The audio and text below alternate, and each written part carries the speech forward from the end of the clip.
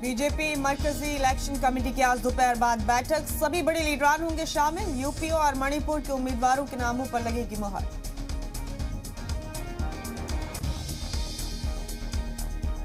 UP में तीसरे मरहले के लिए आज से शुरू होंगे नामांकन। जुलूस की इजाजत नहीं, 16 जिलों की 59 सीटों पर 20 फरवरी को डाले जाएंगे वोट।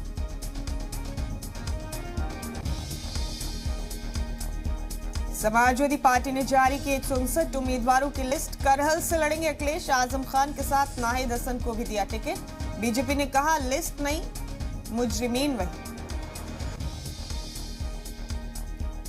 उत्तराखंड कांग्रेस ने जारी की 11 उम्मीदवारों की लिस्ट। रामनगर से इंतखाब लड़ेंगे साबिक वजीर आला हरीश रावत।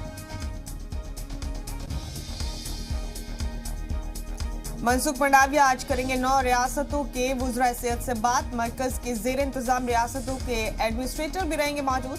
कोरोना के हालात पर होगी चर्चा।